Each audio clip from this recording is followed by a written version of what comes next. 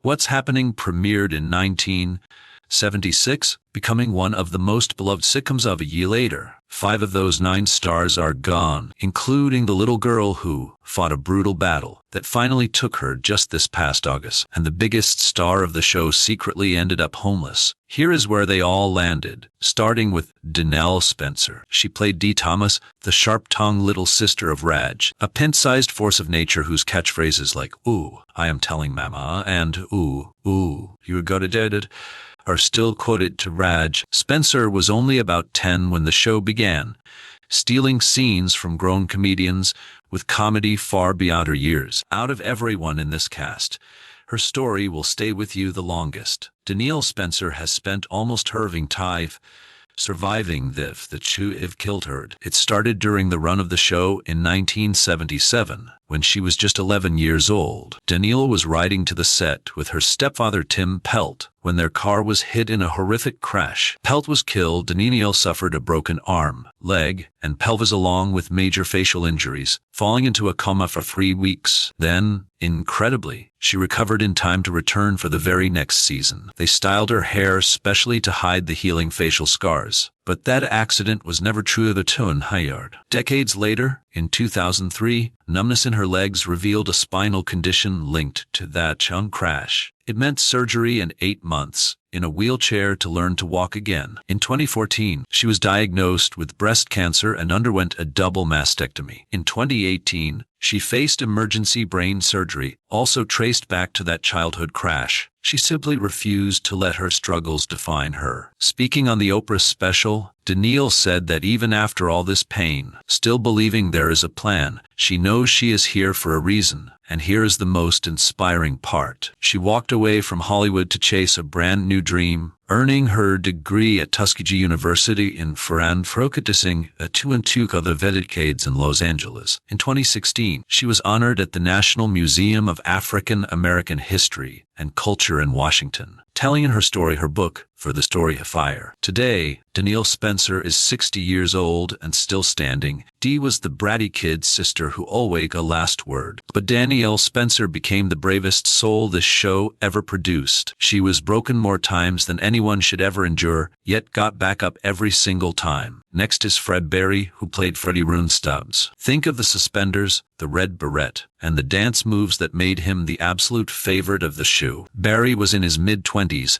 when What's Happening premiered in 1976, becoming a massive national sensation almost overnight. Run got his nickname because he kept repeating classes in summer school, but there was absolutely nothing repeatable about Berry himself. He was a true original, a born showman whose body moved like it was made of pure music. Here is a wild fact. The role of Run was originally written for a thin white actor. Berry, a heavy-set black dancer who honed his moves with the legendary dance troupe, the Lockers, walked in and made the part so completely his own that you cannot imagine anyone else playing it. He turned a throwaway character into the very heart of the show. By 29, he was a millionaire, and that is where his story turns incredibly dark. In a 1996 interview with People magazine, Berry laid it bare, admitting the stress of sudden fame crushed him. Constant jokes about his weight got to him, and he sank into heavy drug and alcohol abuse, with money fueling a habit from his teens. He was let go from the 1980s revival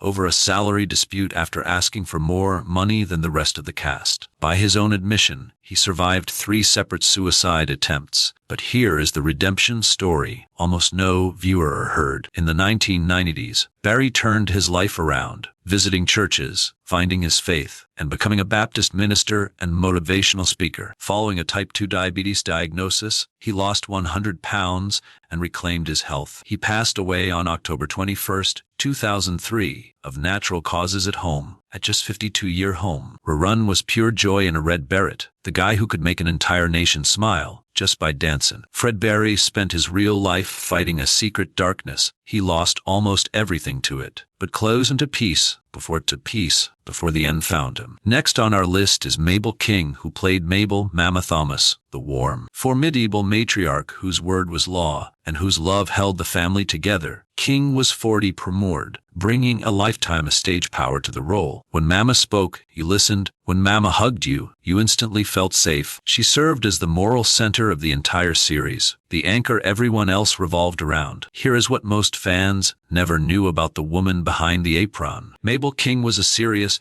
accomplished actress with a movie resume most castmates would only dream. She starred in The Was alongside Diana Ross, reprising her Broadway role, played opposite Steve Martin in 1979's The Jerk, and worked with comedy legends across more than 10 years of film and TV, including The Gong Showman sitcom. Mom Knows Got Lucky. She was a veteran performer at her peak, choosing to pour that raw talent into a nurturing V role. King's final role came in a 1991 comedy. Soon, her health began declining, and she passed away on November 9, 1999, in Los Angeles at 66. It was just a month before Shirley Hemphill died, a brutal season of loss for the fans. Mama Thomas was that guiding light, always offering wisdom to her son and his friends. Off-screen, Mabel King was a stage and screen powerhouse. She chose to play the woman holding everyone else up, bringing a rare, deep dignity to the role. If a story like Danielle moves you, please take a second to hit subscribe. Every video takes weeks of deep research to get the facts and dates exactly right. Your subscription is the only reason really your next story gets made. Number 4 is Haywood Nelson. He played Dwayne Nelson, Rajesh' loyal best friend. He was a soft-spoken voice of reason in term, whose one of television est plus first black teen idols. Nelson was just 16 when the show premiered, and teen girls nationwide pinned his picture to their bedroom walls. But there is a surprising significant act by his viewers never knew about. Nelson did not just coast on early fame. He actually started very young, doing commercials and even landing on Broadway long before the show made a household name. But after the original series, he walked away from Hollywood to study architectural design, and the child star quietly transforming into engineer. When the revival, What's Happening Now, came around, he came back to play Dwayne on screen and serve as the show's technical director behind the camera. In the years that followed, he reinvented himself yet again, writing, producing, and directing documentaries about African American culture, constantly blending technology with storytelling. Today, Haywood Nelson is 64. His character Dwayne was the calm peacemaker holding the oasis splatter, a mischievous underneath. Haywood Nelson basically lived that out for real, a teen idol turned engineer and storyteller, never content to stay in one lane. Number 5 is Shirley Hemphill. She played Shirley Wilson, the sharp-tongued diner waitress whose deadpan comebacks could freeze a room solid. Hemphill was 30 when the show started, and so naturally hilarious that the writers built scenes around her perfect comic timing. Her signature line about serving rag nothing but a paper-thin slice of meat became an instant most quotable characters on the entire show. But here is what most fans never knew about the relentless grind behind her career. After the show got cancelled, Hemphill tried out to play a cook on Archie Bunker's Place and lost. But the next day, in a twist that's straight out of a script, she was offered her own sitcom, One in a Million, starring as a cabbie who suddenly inherits a machine from one of her passengers. The series debuted on ABC in January of 1980, but it failed to find an audience and vanished by summer. Still, Hemphill kept grinding, performing stand-in comedies nationwide, appeared on The Tonight Show with Johnny Carson, and returned for the 1980s revival, becoming a regular at the famous Laugh Factory in Los Angeles. She was deeply loved by everyone who shared the stage with her, but her end was a quiet tragedy. On December 10, 1999, Shirley Hemphill was found near her West Cona home. She was only 52 years old, living alone when they finally found her. Shirley Wilson was always that fierce, independent woman looking out for everyone else, hosting legendary Sunday dinners with open-door policy. Shirley Hemphill gave us decades of pure laughter from the stage, only to slip away entirely on her own. It is how too many comedy legends fade out. Number 6 is Thomas Razzolalla, who played Bill Thumbs and Dee's father. He was a tall, commanding figure with one of the deepest, most resonant voices in Hollywood. Razzolalla was 41 during his run on the show. Even though his role was small, his incredible gravitated every scene he touched. Here is the incredible career most fans never knew about. Razzolalla started on the New York stage in the 1960s under the name Jack Crowder, earning a Theatre World Award for his outstanding Broadway Broadway work, including a run in the Pearl Bailey production of Hello Dolly. He became a major figure in Knights of Ima, starring in Blackula, Button, Willie Dynamite, and decades later New Jack City. But his most defining work came in two landmark productions about the Black American experience: the acclaimed television movie, The Autobiography of Miss Jane Pittman, and the groundbreaking miniseries Roots, where he played Kunta Kinte's father, Omaro, a role watched by tens of millions and woven permanently into television history. Razzalala died on October 9, 1991, of a heart attack in Albuquerque, New Mexico, while on location. He was just 55 years old.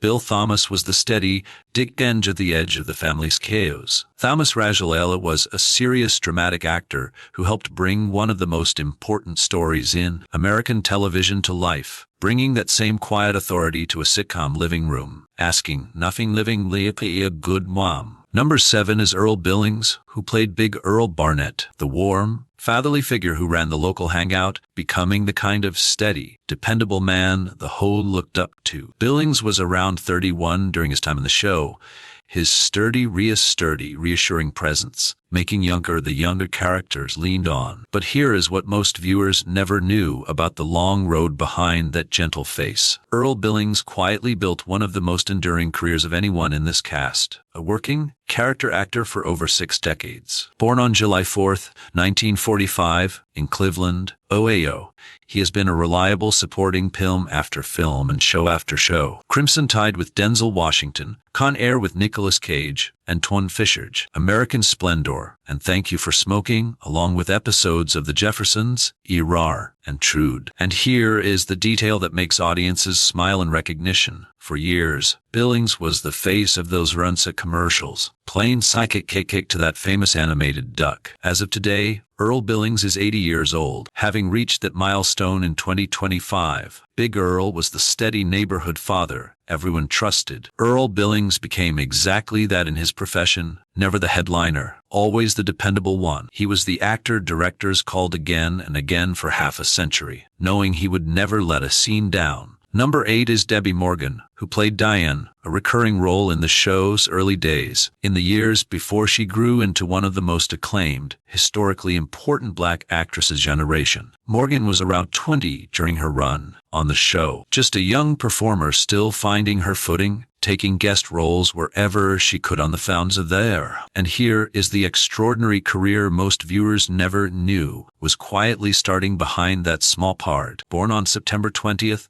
1956, in Dunn, North Carolina, she was the daughter of a teacher and a butcher. Morgan was raised in the South Bronx, acting in high school productions before training with New Euro, which resected Nebel Company, and the New Federal Theater. Her stage work led to a film debut in the controversial 1975 drama Mandingo, plus steadied spots on shows like Good Times and What's Happening. But her real breakthrough was still ahead. In 1989, Debbie Morgan made history. She became the first African-American actress to win a Daytime Emmy for Outstanding Supporting Actress, playing Dr. Angie Hubbard on All My Children, where she and her on-screen husband became daytime television's very first Black super couple, adored by millions of viewers who tuned in every afternoon to watch their love story unfold. Then in 1997, she reached another peak entirely, delivering a haunting, unforgettable performance as the clairvoyant Aunt Mozille in the Phil Eve, a role that won her the Independent Spirit Award for Best Supporting Female, earning praise from Praise as a Country. She has barely stopped working since, appearing in everything from Charm to Love and Basketball, to the hit Craig Dime of Power. As of today, Debbie Morgan is 69 years old and still acting. Diane was a small, early role on a 1970s sitcom, easy to overlook, Debbie Morgan's beginning, and Dode barrier-breaking, award-winning, decades-long career, living proof that the biggest story in a cast does not always belong to the biggest role, and that those quiet background faces are sometimes the ones destined to make history. Number 9 is Ernest Thomas, who played Roger Raj Thomas, the lead, the charter, the narrator, and the charm, the fast talking heart of the entire series. If Rerun was the show's joy and Dwayne was its brain, Raj was its soul. the aspiring writer and level-headed leader of the trio, whose voice opened nearly every single episode. And the real-life story of the man who played him is easily the most powerful arc of anyone in this cast. A journey from poverty to the top of television, down to the bottom of the streets, and then back. Ines was born on March 26, 1949, in a tough working-class neighborhood of Gary, Indiana. Acting was his ticket out. He moved to New York City with almost nothing, studied at the famous American Academy of Dramatic Arts, and graduated in 1974, grinding his way into the business on the Broadway stage. That same year, he made his Broadway debut, and the next year, he starred in a revival of The Men, the Wedding, sharing the stage with a young, then unknown actress named Glenn Close. Later, he moved to Los Angeles. While taping a quick guest spot on The Jeffersons, he heard about Jiffy Com, loosely inspired by the film High. Here's a detail most fans never knew. Out of more than 200 audition tapes, producers picked Ernest Thomas. He was a teenager, but he played Raj with such hilarious, awkward, kind, and relatable vibe that viewers loved him from the very first episode. To nail the look, he wore fake glasses on set, but off camera, his real vision struggles were the exaggles.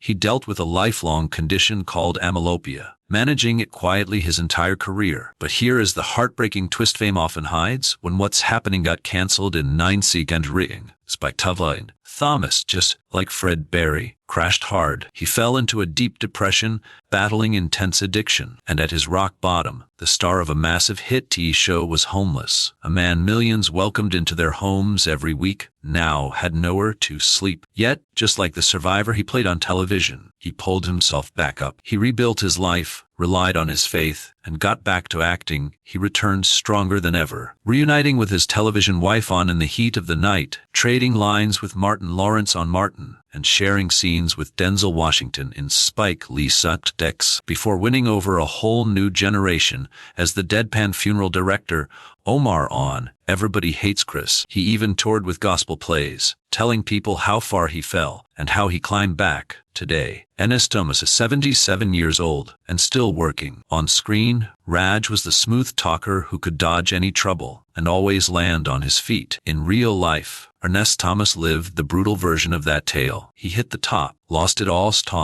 and still found the strength to rise up and reclaim the career that made him famous. He really is the heart of the show, not just because he was the lead, but because his life is the ultimate proof, never staying down. They kept America laughing for 3 quick seasons in the 1970s. Now, their different paths show the wild reality of what a life can turn into. Fred Berry reads in Los Angeles, a joyful dancer who found peace.